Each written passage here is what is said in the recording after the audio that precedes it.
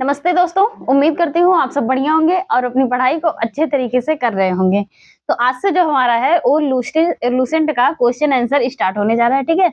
और इसमें जो होगा पहले हमारा वो भारतीय राज्य व्यवस्था से होगा। किससे होगा? भारतीय राज्य व्यवस्था से।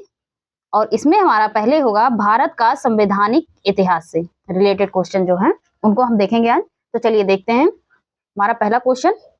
इसको मैं थोड़ा जूम कर लेती हूँ जिससे दिखे अच्छे से। हम्म चलिए देखते हैं।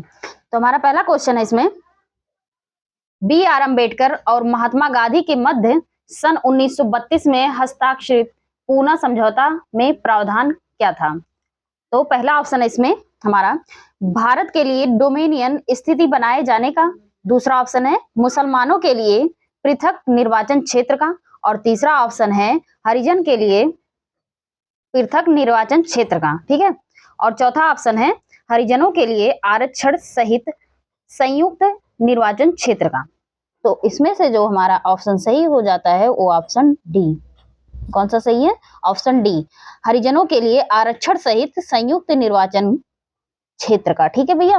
बी.आर. अम्बेडकर और महात्मा गांधी के मध्य सन 1932 के हस्ताक्षरित पूना समझौते में यह प्रावधान किया गया था कि हरिजनों के लिए आरक्षण सहित संयुक्त निर्वाचन क्षेत्र का, ठीक है भैया? चलिए इसके आगे दूसरा क्वेश्चन देखते हैं हम।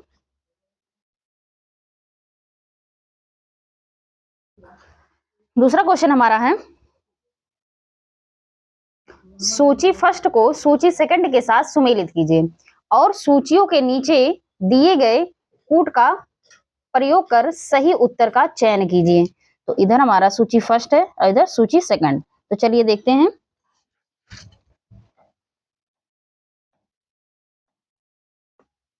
पहला ए है हमारा सूरत विभाजन, दूसरा है सांप्रदायिक अधिनिर्णयक, और तीसरा है सर्वदलीय सम्मेलन, और चौथा है पूर्ण स्वराज। और इधर इनके सन दिए गए हैं 1929, 1928, 1932, 1907 और 1905। मतलब 5-5 दिए गए हैं, ठीक है भैया? तो इसमें से चलिए हम लोग इसको मिलान करते हैं। तो इसमें हमारा पहला जो हो जाएगा वो सूरत विभाजन कब हुआ था भैया? सूरत विभाजन हमारा हुआ था जो वो हुआ था 1907 में। कब हुआ था? 1907 में, यानी 4 पहले, ठीक है? और सांप्रदायिक ये कब हुआ था? तो ये 1932 में हुआ था। कब हुआ था? 1932 में। और सर्वदलीय सम्मेलन ये 1928 में हुआ था, ठीक है भैया? और ये जो हमारा पूर्ण स्वराज्य का संकल्प है ये हमारा 1929 में हुआ था, ठीक है? तो पहले हमारा क्या हो जाएगा? 4, फिर उसके बाद 3, फिर 2, फिर 1। तो हमारा कौन सा ऑप्शन सही हो जाता है? Option B. ऑप्शन बी हमारा सही हो जाता है, ठीक है भैया? चलिए इसके आगे देखते हैं तीसरा क्वेश्चन। तीसरा क्वेश्चन हमारा है, निम्नलिखित में से किस अधिनियम द्वारा भारत सरकार के गवर्नर जनरल को अध्यादेश जारी करने की शक्ति प्रदान की गई थी? तो इसमें से ऑप्शन ए हमारा है चार्टर एक्ट 1833, और दूसरा ऑप्शन है भारतीय परिषद अधिनियम 1861, और तीसरा ऑप्शन है भारतीय परिषद अधिनियम 1892, और चौथा ऑप्शन है हमारा भारतीय परिषद अधिनियम 1909। तो इसमें से जो हमारा ऑप्शन सही हो जाता है ऑप्शन बी, भारत परिषद अधिनियम 1861 में भारत के गवर्नर जनरल को अध्यादेश जारी करने की शक्ति प्रदान की गई थी, ठीक है भैया? चलिए इसके आगे चौथा क्वेश्चन देखते हैं। चौथा क्वेश्चन हमारा, सूची 1 को सूची 2 से सुमेल कीजिए तथा नीचे दिए गए कूट को सही उत्तर से मिलान कीजिए। तो ऑप्शन ए हमारा है, सॉरी, सूची पहला है हमारा और सूची सेकंड। तो इधर हमारा है अगस्त घोषणा, ए है, और बी है अगस्त प्रस्ताव, और सी है अगस्त संकल्प, और डी हमारा प्रत्यक्ष कार्यवाही दिवस। तो ये किन किन के समय में हुई थी ये हमसे पूछा है, ठीक है भैया? तो चलिए देखते हैं, इसको हम लोग सुमेलित करते हैं। तो पहला हमारा जो अगस्त हो जाएगा ये किसके समय में हुआ था? तो ये लॉर्ड मॉन्टेगू के समय में हुआ था, ठीक है भैया? किसके समय में? लॉर्ड मॉन्टेगू के समय में हुआ था, ठीक है? और अगस्त प्रस्ताव किसके समय में हुआ था? तो ये लॉर्ड लिनलिथगो के समय में, ठीक? किसके? लॉर्ड लिनलिथगो के समय में हुआ था। और अगस्त प्रस्ताव हमारा ये हमारा आया था महात्मा गांधी के द्वारा, ठीक है? और प्रत्यक्ष कार्यवाही ये मोहम्मद अली जिन्ना के द्वारा, ठीक है भैया? तो हमारा क्या हो जाएगा? 2 1, 4 और 3। तो इसमें से हमारा कौन सा ऑप्शन सही हो जाता है? Option A. ऑप्शन ए हमारा सही हो जाता है। ठीक है भैया, चलिए इसके आगे देखते हैं क्वेश्चन नंबर 5। क्वेश्चन नंबर 5 हमारा है, रेगुलेटिंग एक्ट को पारित किया गया। ऑप्शन ए है 1733 ईस्वी में, ऑप्शन बी है 1771 ईस्वी में, ऑप्शन सी है 1785 ईस्वी में, ऑप्शन डी है 1793 ईस्वी में। ये तो दुनिया का सबसे सस्ता सवाल है। ठीक है भैया, ये सबको पता होगा कि ये कब है, तो ये 1733 ईस्वी में, यानी ऑप्शन ए, सॉरी 1773 ईस्वी में। ऑप्शन ए हमारा सही हो जाता है। ठीक है भैया, चलिए इसके आगे छठवां क्वेश्चन देखते हैं। भारत के गवर्नर जनरल को किस एक्ट के द्वारा अपनी समिति के निर्णय को अस्वीकार करने का अधिकार मिला? तो ये किसे मिला था? तो पहले ऑप्शन देखते हैं।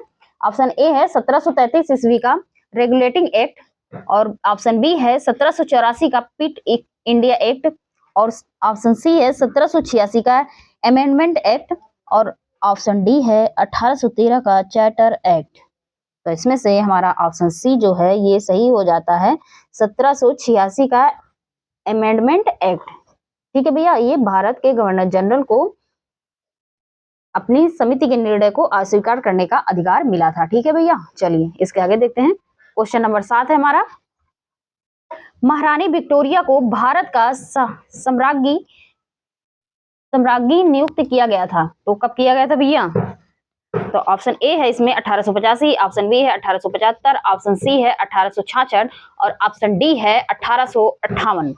तो इसमें से जो हमारा ऑप्शन सही हो जाता है ऑप्शन डी, 1858 में महारानी विक्टोरिया को भारत की सम्राज्ञी नियुक्त किया गया था। ठीक है भैया, क्वेश्चन नंबर 8 है हमारा, सम्राज्ञी विक्टोरिया ने 1858 की घोषणा में भारतीयों को बहुत सी चीजें दिए जाने का आश्वासन दिया था। निम्न आश्वासनों में से कौन सा ब्रिटिश शासन ने पूरा किया था? तो चलिए देखते हैं कौन सा पूरा किया था। पहले ऑप्शन देखते हैं। 1 मिनट भैया। चलिए देखते हैं। ऑप्शन ए है इसमें रियासतों को हड़पने की नीति समाप्त कर दी जाएगी। ऑप्शन बी है देशी रजवाड़ों की यथा स्थिति बनाए रखी जाएगी। ऑप्शन सी है भारतीय और यूरोपीय सभी प्रजा को समान व्यवहार मिलेगा। ऑप्शन डी है भारतीयों के सामाजिक और धार्मिक विश्वासों में कोई हस्तक्षेप नहीं होगा। तो इसमें से कौन सा ऑप्शन सही हो जाता है हमारा?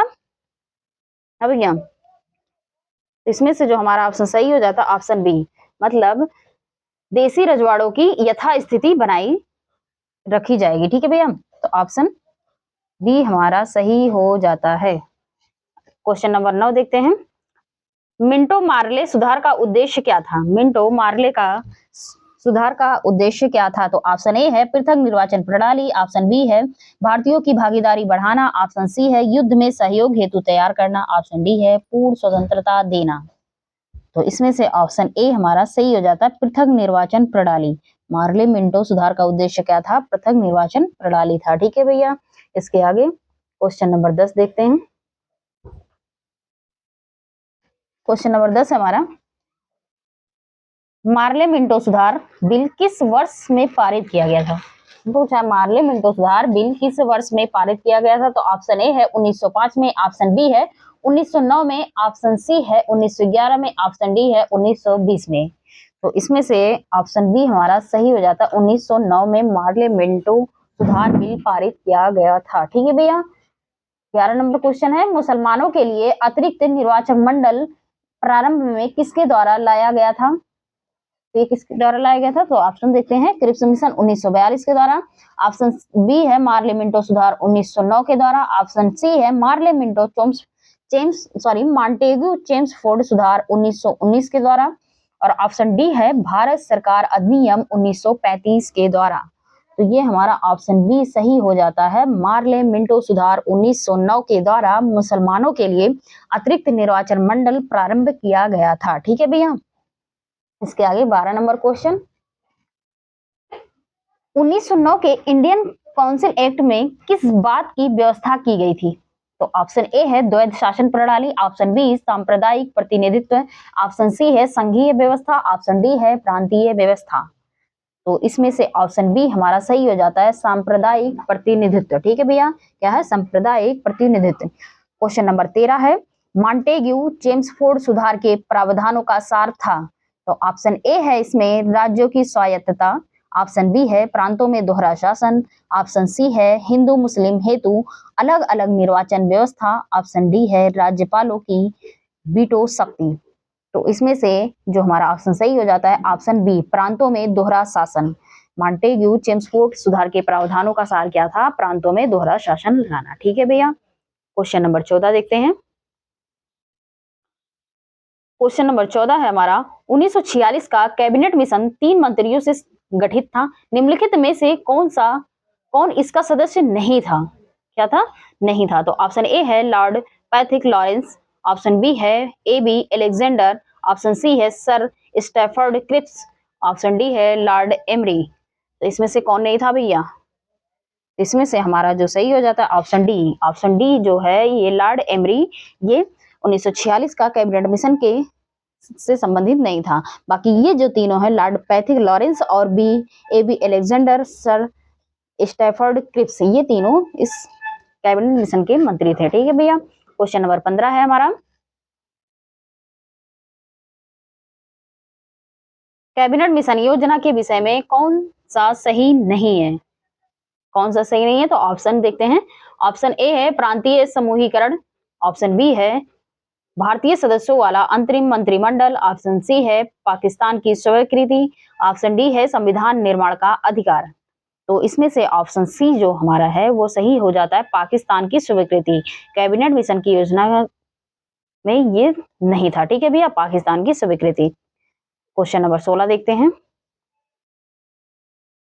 क्वेश्चन नंबर 16 है हमारा, भारत का संविधान लागू होने तक स्वतंत्रता के पश्चात इसका शासन किसके अंतर्गत चला गया था? भारत का संविधान लागू होने तक स्वतंत्रता के पश्चात इसका शासन किसके अंतर्गत चला गया था? तो ऑप्शन देखते हैं। भारतीय नेताओं के परामर्श से बने कानून द्वारा, ऑप्शन बी है इंग्लैंड के संविधान के अनुसार, ऑप्शन सी है 1935 के भारत सरकार अधिनियम के अनुसार, ऑप्शन डी है उपयुक्त में से कोई नहीं। तो इसमें से ऑप्शन सी हमारा सही हो जाता है, 1935 के भारत सरकार अधिनियम के द्वारा। ठीक है भैया, क्वेश्चन नंबर 17 देखते हैं। यो कहां से आ गया? अब ठीक है, चलिए 17 नंबर क्वेश्चन देखते हैं। भारतीयों को वर्ष 1947 में सार्वभौम सत्ता सौंपने की योजना निम्न में से किस नाम से जानी गई? तो ऑप्शन ए है डूरंड योजना, ऑप्शन बी है मार्ले मिंटो योजना, ऑप्शन सी है माउंटबेटन योजना, ऑप्शन डी है वेवेल योजना। तो इसमें से ऑप्शन सी हमारा सही हो जाता है, माउंटबेटन योजना। भारतीयों को वर्ष 1947 में सार्वभौम सत्ता सौंपने की योजना माउंटबेटन योजना द्वारा जानी गई थी। ठीक है भैया, अब 18 नंबर देखते हैं। कौन सुमेल नहीं है? कौन सुमेल नहीं सही है, मतलब इसमें से कौन सा सही नहीं है? तो ऑप्शन ए, मतलब ऑप्शन ए है इसमें मार्ले मिंटो सुधार जो है वो सांप्रदायिक प्रतिनिधित्व था, ऑप्शन बी है भारत सरकार अधिनियम 1935 से स्वशासन, ऑप्शन सी है कैबिनेट मिशन संविधान शासन का गठन, संविधान सभा का गठन, सॉरी संविधान सभा का गठन। ठीक है, और साइमन कमीशन यानी भारत विभाजन। तो इसमें से कौन सा ऑप्शन गलत है हमारा? ऑप्शन डी, साइमन कमीशन जो है ये भारत विभाजन के लिए नहीं था। ठीक है भैया, ये हमारा ऑप्शन ये सुमेलित नहीं है। चलिए इसके आगे देखते हैं।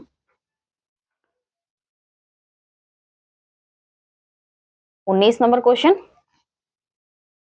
निम्न अधिनियमों को सही ढंग से मिलाइए। तो इधर सूची 1 है हमारा, इधर सूची 2। तो चलिए सूची 1 को सूची 2 से मिलाना है, तो हम चलिए मिलाते हैं। तो भारत सरकार अधिनियम 1909 क्या था भैया? भारत सरकार अधिनियम 1909 क्या था?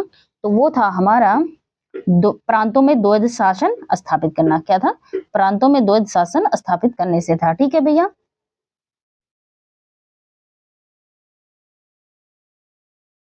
और है भारत सरकार अधिनियम 1935 का क्या तात्पर्य था? ये प्रांतीय स्वायत्तता से। ठीक है, मार्ले मिंटो सुधार 1909, तो ये हमारा जो था ये सांप्रदायिक निर्वाचन से संबंधित था। ठीक है भैया, और क्या है, भारत परिषद अधिनियम 1861 क्या है, तो ये हमारा सती प्रथा का अंत से रिलेट करता है। और अधिनियम 1858 जो है ये हमारा ब्रिटिश शासन शक्ति में आया।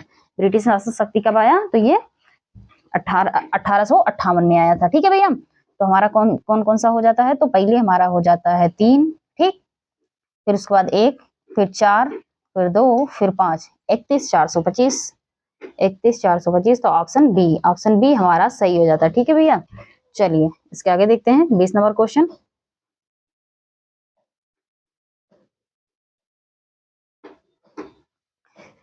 क्या है,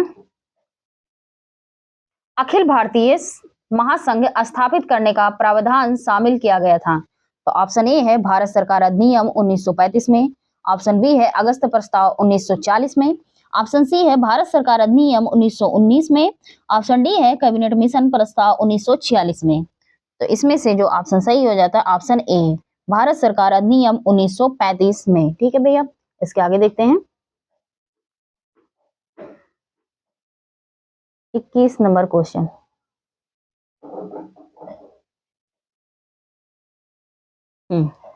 इसको हम थोड़ा पहले मिटा देते हैं तब बताते हैं। अब ठीक है, चलिए 21 नंबर देखते हैं। निम्नलिखित में से किस अधिनियम ने केंद्र में द्वैध शासन प्रणाली को स्थापित किया, तो ऑप्शन ए है भारत शासन अधिनियम 1935, ऑप्शन बी है भारत शासन अधिनियम 1991, ऑप्शन सी है भारत परिषद अधिनियम 1909, ऑप्शन डी है भारत परिषद अधिनियम 1992 है भैया, 1992। ठीक है, तो इसमें से जो ऑप्शन सही हो जाता है ऑप्शन ए हमारा, भारत शासन अधिनियम 1935। ठीक है भैया, केंद्र में द्वैध शासन प्रणाली जो स्थापित की गई थी वो भारत शासन अधिनियम 1935 के द्वारा। ठीक, 22 नंबर क्वेश्चन। संघीय, सॉरी एक मिनट, का गड़बड़ा जाता है थोड़ा थोड़ा। अब ठीक, चलिए 22 नंबर क्वेश्चन है, संघीय प्रणाली का पहला प्रयास भारत सरकार अधिनियम द्वारा किया गया था, तो किस अधिनियम के द्वारा किया गया था, तो ऑप्शन ए है 1909, ऑप्शन बी है 1919, ऑप्शन सी है 1935, ऑप्शन डी है इनमें से कोई नहीं। इसमें से ऑप्शन सी हमारा सही हो जाता है 1935। किसके द्वारा किया गया था, तो 1935 के द्वारा किया गया था। ठीक है भैया, चलिए इसके आगे देखते हैं 23 नंबर क्वेश्चन। 23 नंबर क्वेश्चन क्या है, किस अधिनियम की प्रमुख विशेषता प्रांतीय स्वायत्तता थी, तो ऑप्शन ए है 1935, ऑप्शन बी है 1919, ऑप्शन सी है 1904 और ऑप्शन डी है 1858। तो इसमें से ऑप्शन ए हमारा सही हो जाता है 1935। 1935 अधिनियम जो थी वो प्रांतीय स्वायत्तता से संबंधित थी। ठीक है भैया, 24 नंबर क्वेश्चन, और ये हमारा आज का लास्ट क्वेश्चन है। ठीक है भैया, चलिए देखते हैं, भारत में सचिव का पद किसके द्वारा निर्मित किया गया था, तो ऑप्शन ए है मार्ले मिंटो सुधार 1909 के द्वारा, ऑप्शन बी है भारत सरकार अधिनियम 1858 के द्वारा, ऑप्शन सी है भारत परिषद अधिनियम 1861 के द्वारा, ऑप्शन डी है मॉन्टेगू चेम्सफोर्ड सुधार के द्वारा। तो इसमें से ऑप्शन बी हमारा सही हो जाता है, भारत सरकार अधिनियम 1858 के द्वारा भारत में सचिव पद का सृजन किया गया था। ठीक है भैया, तो आज के लिए इतना ही, इसके आगे हम कल देखेंगे सेट नंबर 2। तो थैंक यू सो मच।